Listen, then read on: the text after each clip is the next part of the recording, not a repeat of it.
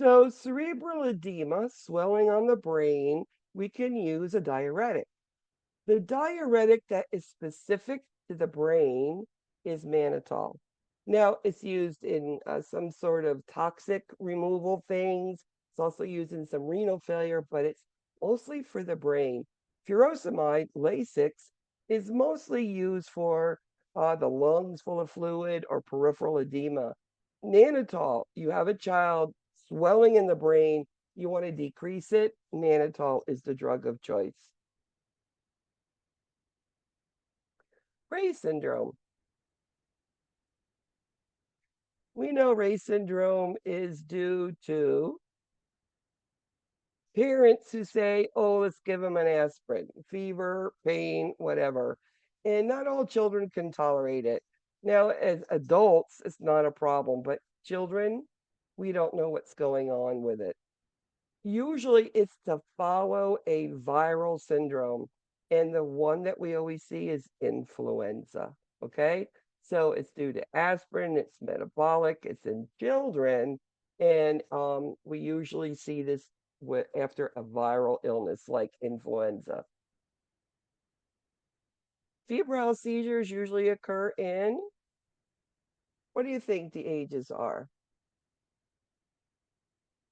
My oldest grandson was the only one out of the 7 grandchildren I have that had febrile seizures. He had it about a year and a half. He's now 11, so he's grown out of it, thank goodness. But it's about 6 months to 6 years. And again, what is a febrile seizure? It means you were a normal temperature, and then 30 minutes later, you had a big fever.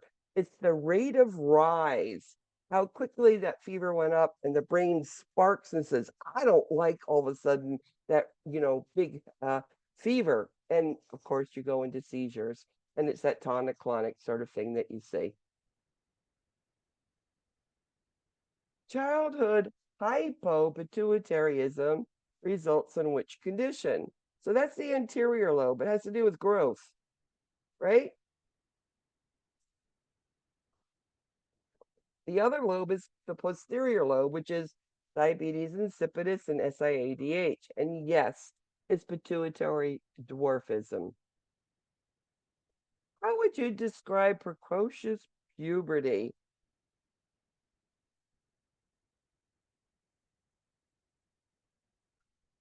And this actually can happen in boys and girls.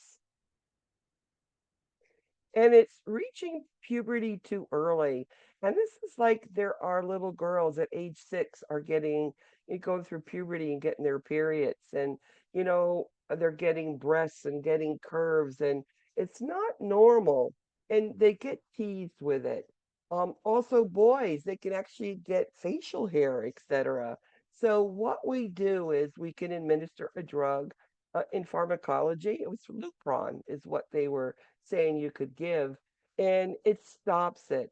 And usually we will give that medication to the point where they should be in puberty, which is age 10 in girls and 12 in boys. A multi. What lab values are important to monitor with a child with congenital hypothyroidism? So which one of these lab values have to do with the thyroid?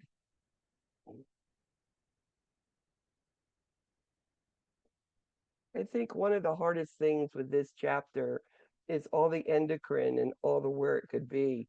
There's pituitary, there's thyroid, parathyroid, there is adrenal. I mean, which is what, and what does what to what? Well, hypothyroidism, T3, T4, TSH. Growth hormones are anterior pituitary gland, and cortisol, aldosterone are adrenal glands. How can you monitor a child with hypo or hyperthyroidism? Remember, what's the difference between adult and children's with thyroid problems? Remember, it's all about growth, right? If you don't have enough thyroid hormone, initially as an infant, it's cognition. As they get older, are they as tall as they should be? I mean, it's the one thing we do with kids. We weigh them every ER, urgent care, doctor's visit. We don't do that to adults, do we? It's only children. We're looking. What acid-base alteration would you see in a diabetic child with Kussmaul respiration? What would Kussmaul respiration cause? I know what it's trying to treat, but what does Kussmaul try to do? Well, diabetic children are in metabolic acidosis. And the body says, let me try to do something to correct it. So we do absolutely opposite of what metabolic acidosis is. Instead of metabolic, it becomes respiratory.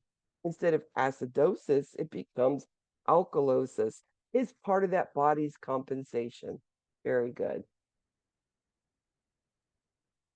A multi. What would a child with Cushing syndrome look like? This is the adrenal gland. Again, adrenal, cortisol, aldosterone.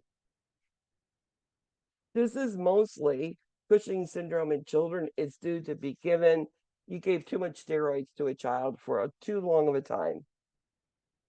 I personally went into Cushing syndrome because of this, because of too much steroids for too long when I was first diagnosed with rheumatoid arthritis.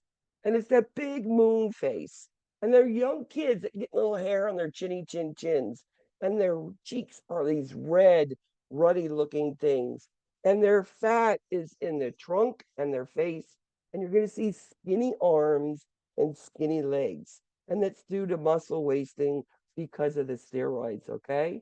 So these are the signs you would see with Cushing syndrome. Now, how do we prevent Cushing syndrome? Well, when we realize too many steroids are being given, we need to taper them off slowly, because if we don't, we're going to go into a crisis, adrenal crisis. A multi. You walk into a child's room with a fever 104.6, and they're having a seizure. What can you do? So remember, this is all safety now. Seizure, there's nothing you can do. You need to just protect them.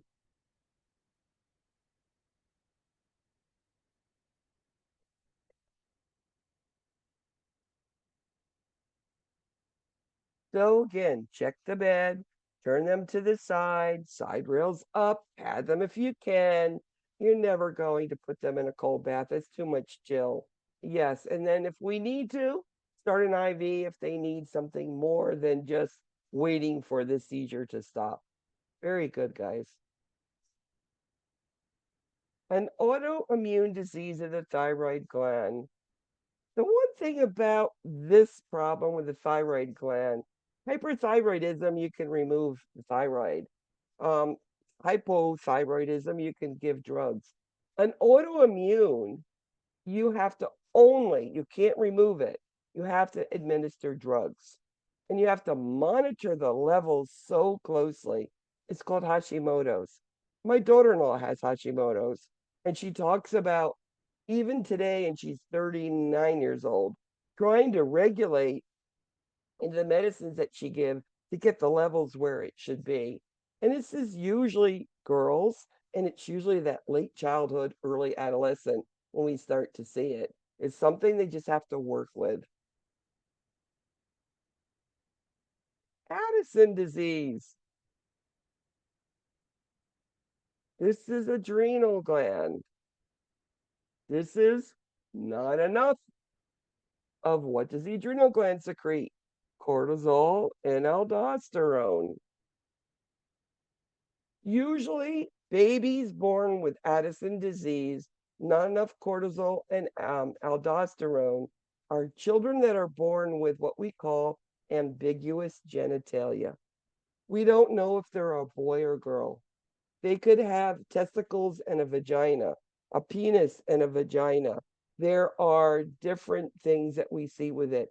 And then they have to go through this sex assignment and they'll never have babies. This is Addison disease, and they'll be on cortisol and aldosterone replacements for life.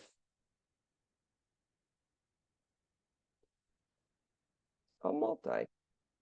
A ventricular peritoneal shunt. What is that used for? It's a tube that goes into the fourth ventricle. It goes behind the ear, front of the neck, and into the abdominal cavity and the peritoneal cavity, and it drains fluid off. And it's something that we put there to release that pressure that's on the brain. Sometimes it has to do with the spinal column and the brain and the fluid balance, and then all the pressures in the head. So we have to do something external to keep all that pressure off the brain. It is used with hypocephalus, hydrocephalus. That means water on the brain. Now, behind the ear is this round thing, and you can pump it, but nurses do not touch it, only for the neurosurgeons. So, what is our responsibility? Well, signs and symptoms that a VP shunt's not working: headache and vomiting, pressure in the head. That's the two signs and symptoms. And we're going to measure their head circumference and probably their abdominal circumference, making sure that it's not getting bigger. Those are some of the first signs that we might see. Ooh, something's not working, okay? A common sign of Graves' disease includes blank or protrusion of eyes. This is too much thyroid hormone. This is hyperthyroidism. I had a girlfriend who was a nurse that I met when I moved to Florida, and she had big, bulgy eyes. And everybody used to ask her, "Do you have problems with your thyroid?" And that was just her normally. No, she didn't. It's called exophthalmos. Have you ever seen the commercials on TV where they have these lady with the glasses and she keeps pulling them off and putting eye drops in? I think it's hysterical whenever I see it. I think about that slide and exophthalmos. Another multi, hypoparathyroidism, has the symptoms of technic, muscle contractions, and what? The parathyroid gland does make sure and monitors the calcium level in the body. Think about calcium and magnesium.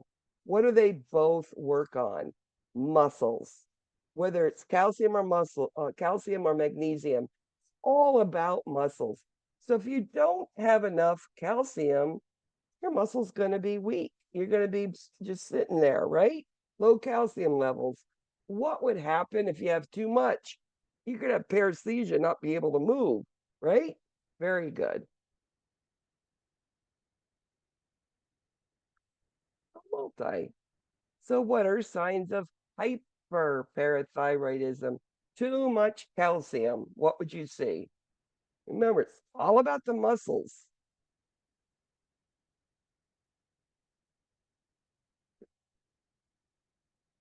It doesn't feel good.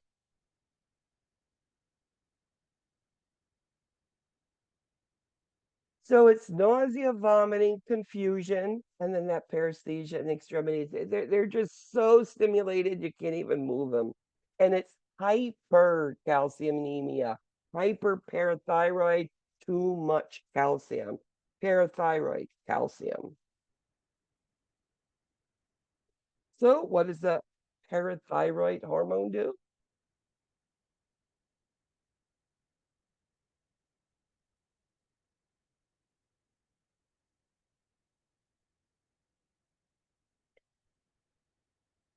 And it's all about regulation of the calcium in the body.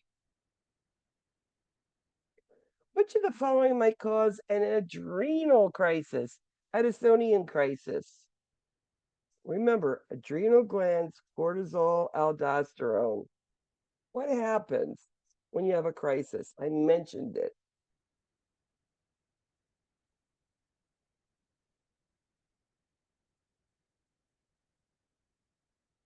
And this is when you don't take your steroids and you taper them off. Why do you think with the Medrol dose pack that you've been given, like for bronchitis, you start with a big and you go down to one and you're done? It's to prevent the possibilities of an Addisonian or adrenal crisis. Always taper. Multi. A cardinal sign of diabetes insipidus. I told you in the beginning, I'm asking you again. It's the posterior pituitary gland, and it has to do with fluid balance. No sugar involved here. Excellent. Thank you so much. Polydipsia, polyuria, nothing to do with eating because it has nothing to do with carbohydrates and sugar. Yes, very good. That's the best I've seen that on that question. Multi-select. Congenital hypoplasia parent teaching should include congenital hypoplasia of the adrenal glands. This is the one where they're not getting what they need on the adrenal gland. They're going to need cortisol. They're going to need aldosterone for life. And this is that child that you don't know if they're a boy or girls. And we're going to have to do a gender assignment. You know, in my whole career, I've only seen one. And I was like so confused because there was a penis and then there was a vagina. And I was, or is it a prominent clitoris? I didn't know what it was, but it was not proper. The problem with it is do you assign a boy or girl? There's no right or wrong answer here. It's like when you go and you look, all right, they have a good enough penis or good enough vagina. All right, let's make them that one. They look at ultrasounds, etc. But these children are sterile. They'll never have children by themselves, and they will require for life cortisol and aldosterone replacements. What causes type 1 diabetes? Simple question, isn't it?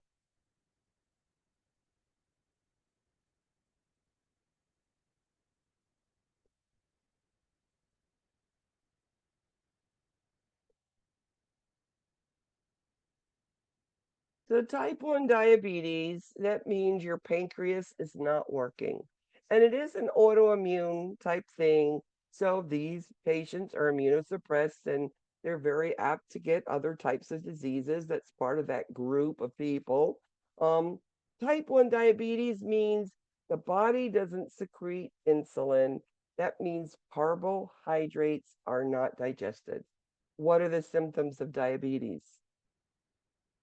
You're going to see polydipsia, polyuria, and polyphagia. And that polyphagia means you're hungry and you eat because the carbs are not used, they're not digested, and the body is hungry, hungry, hungry. So, what statement about a pheochromocytoma is correct? This is an adrenal tumor. It's very difficult to diagnose. It's something that secretes this sympathetic catecholamine type thing periodically. And most time it's diagnosed first as a cardiac problem and it's not. And then they figure out, well, let's look at an abdominal CAT scan and they find a tumor on the adrenal gland. The problem with it is a periodic, it secretes this catecholamine, sympathetic type thing, means heart rate up, blood pressure up. It's like you get tightness in your chest and like you feel it that's happening. And it's like not all the time, just sometimes. So it's hard to catch, it's hard to diagnose. So multi-select. What action should the nurse implement in the care of a patient with pheochromocytoma? That means you've been diagnosed. The doctor already knows it, and you're the nurse who's taking care of this patient before they're going to surgery to get rid of this tumor, right? What do you know the things that are going to happen? It means the heart rate's going to go up, the blood pressure is going to go up. So it's monitoring vital signs very, very closely. It has nothing to do with blood sugar, nothing to do with weight gain. It all has to do with the secretion of something that makes heart rate and blood pressure go up. And I don't know what to do with myself. And that's actually the feeling you get. How multi? Nursing care of the unconscious child include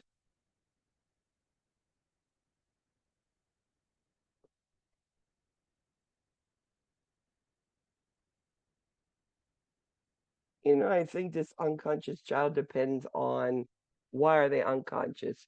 Is it a head injury or does something that happened, right? Now, any unconscious child, it's neuroscience. Always vital signs looking at it. And then unconscious, you're worried about a brain. So strict intake and output. You don't want to overload this child with fluid. Now, pain control may or may not be, but the other three absolutely we're watching. Now, if we're seeing the heart rate up, blood pressure up, it's telling us, yes, this could be pain. And yes, we would take care of it. What might you suspect if a child feels jittery, sweaty, and is dizzy? What are those typical typical signs of what?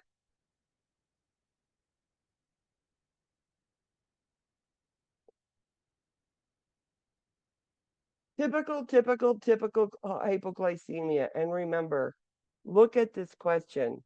The child feels jittery, so they're alert. So, yes, you can give them something oral, right? But what if they are unconscious and you know they're diabetic? That's a different treatment, isn't it? Symptoms of diabetic ketoacidosis are so you're diabetic, you are not eating carbohydrates. The carbohydrates are building, and the body says, hey, I'm hungry. What am I going to eat? So they start eating protein, start eating fat. One of the byproducts is ketonuria.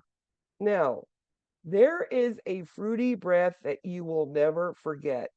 Think about if you took a peach, put it in Tupperware for a month in the refrigerator, pulled it out, opened it up, and it's a rotten, sweet smelling. That's what diabetic ketoacidosis smells like. We know, yes, their blood sugars are going to be elevated. Do you know the highest one I ever saw was 1100? And can you imagine what the pH was? 6.89. And this child did make it. We gave fluid. We started an insulin drip, regular insulin, slow drip, and we got that blood sugar down. We corrected the potassium, the blood sugar came down, and then the pH went up to where it should be. So diabetic ketoacidosis is where sugar can't be used. So let's go to something else to get us fed. Multi-select. An adolescent with a BMI above 95% has been urinating a lot. So, what test can you anticipate being given? Well, what can you think this could be? BMI above 95%. They're obese. It's an adolescent. They're urinating. What are the things you need to rule out here? We need to rule out is a urinary tract infection. That's number one. But number two, hemoglobin A1C. That's part of some of the signs and symptoms. Pregnancy doesn't do that. And yes, I will agree that electrolytes should be looked at because they're losing a lot of potassium. Diabetic ketoacidosis is caused by what? I've said it a couple times. You tell me now. Remember, in diabetic ketoacidosis, sugar levels are high. They're not being used. There's not insulin. And the body says, yo, I'm really hungry here. So they don't have insulin and they start using fats and proteins, byproduct of ketones. And that's why you see high ketones, high urine glucose, high glucoses, low blood gases, the pH. A multi. Child's admitted with a blood sugar greater than 600 and large ketones in the urine. What's the first thing you're going to do here? What's your priority?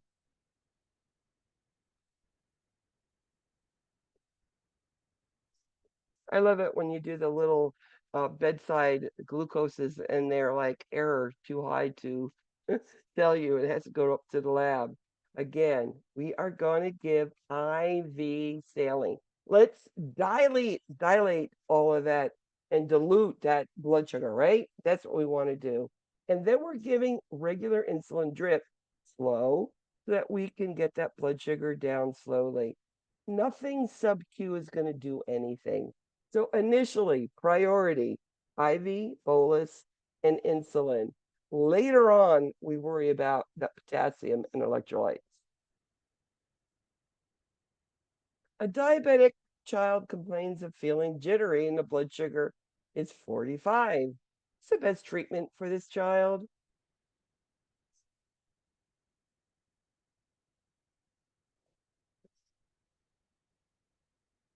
A cup of orange juice, a cup of milk.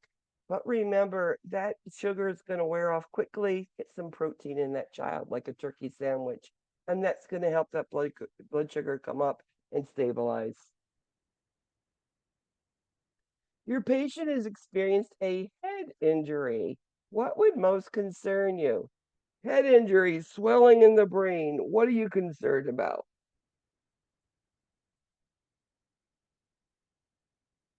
It's a tricky question.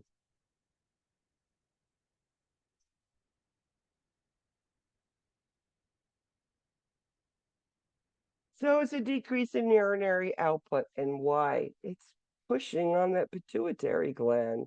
So there's some problems going on with all of that pressure in the head. Very good, guys. A multi. How do you detect diabetic ketoacidosis?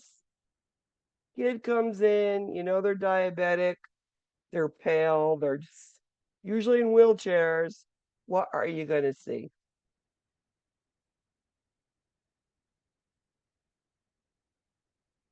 Put them in a room, you get a urine. What are you going to see?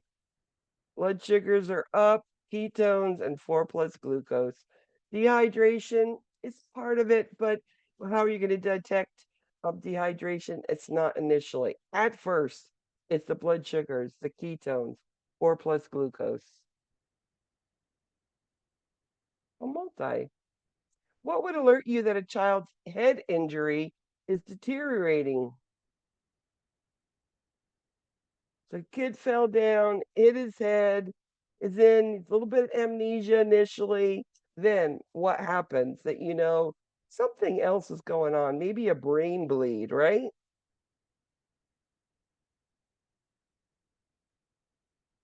And that's they're getting more confused, they're getting restless, they're difficult to arouse, and the headaches are getting worse. In fact, sometimes they say even wakes them up if they're trying to rest. And they wake up with their head and they're holding their head. A child's been diagnosed with bacterial meningitis. What is the nursing priority of care? Remember, there's viral and there's bacterial meningitis. We treat them differently. It's one of the things I used to always look for very closely. Do the spinal tap. What does that spinal fluid look like? You know, if it's clear, it's a viral. If it has a little cloud to it, it's going to be bacterial. So in bacterial, we need to administer that antibiotic as ordered as quick as we have that order. And they say bacterial meningitis should be in respiratory isolation until for 24 hours. If you've given a whole dose, 24 hours of antibiotics, then you can take them off. Then they're not as infectious to the world. But bacterial meningitis, get that antibiotic in as quick as you can. So, what is the primary cause of injury associated with submersion? Drowning. You know, I work in South Florida, so I've seen a few drownings in my career, and I've seen good outcomes and bad outcomes.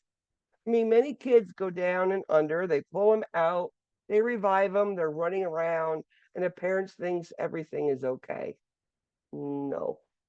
There is a possibility up to 72 hours after that submersion that they're going to go into respiratory distress syndrome.